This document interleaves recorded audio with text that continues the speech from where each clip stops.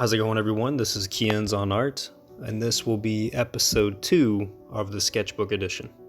Since we're still in the month of October, I wanted to do another character from the horror genre, and I decided to go with the monster from Frankenstein. You know, I didn't know that, but Frankenstein is not his actual name. That's just the name of the doctor that created him. And in this image, I'm going to render with ballpoint pen, like the skull that was just on the screen. That was my first piece that I ever attempted with ballpoint pen.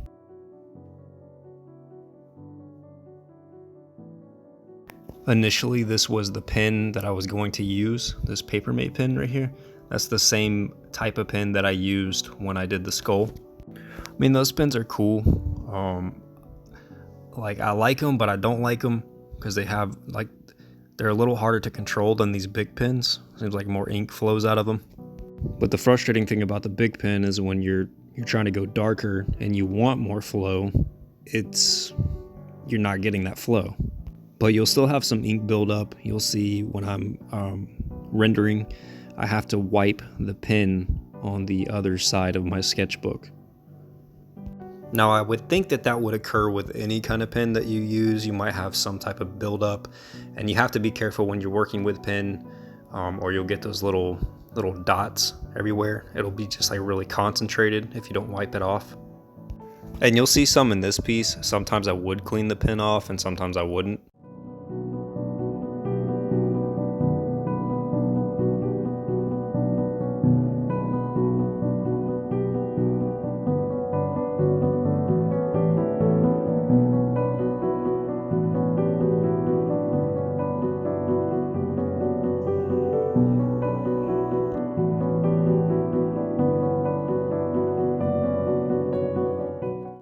All I'm doing here is a little test run with a pen.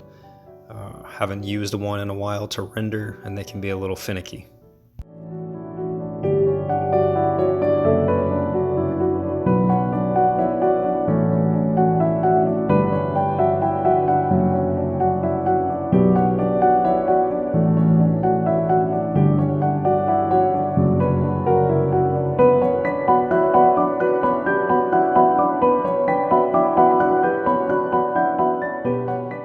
So this is where I'm at in the rendering process.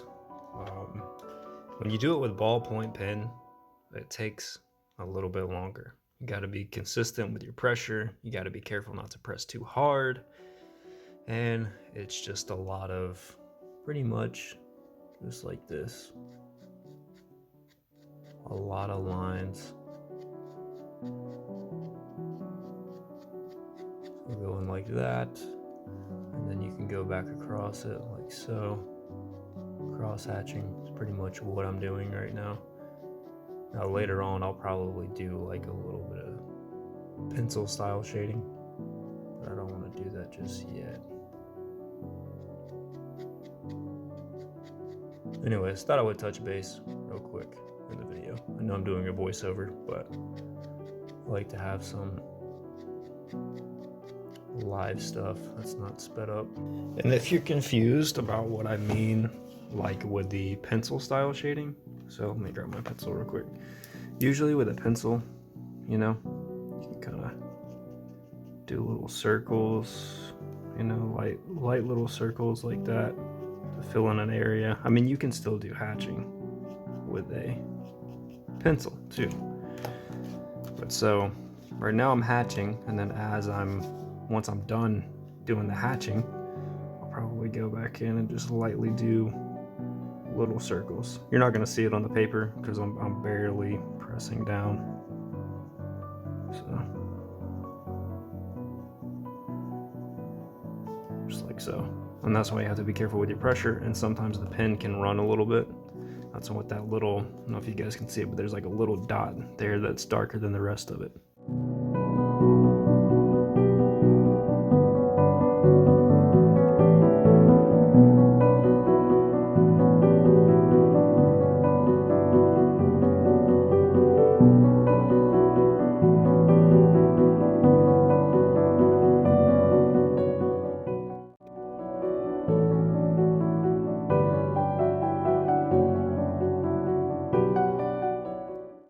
Right here I start to get a little sloppy. I have have such a bad tendency to do that. I want to hurry up and rush to the piece so I can see it finished. And so I can move on to the next thing because I start thinking, oh, I want to draw this now, and I don't want to draw this anymore.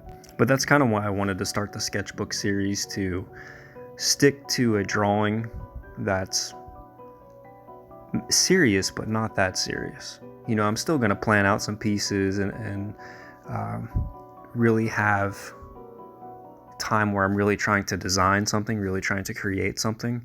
But with this, it's more just testing myself.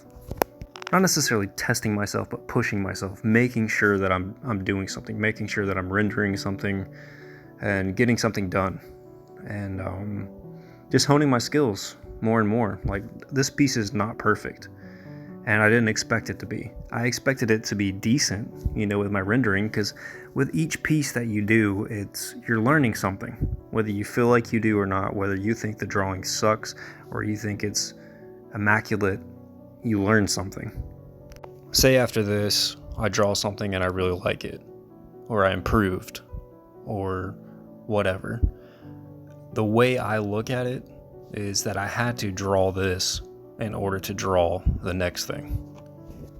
Kind of like you have to go through things in order to develop who you are.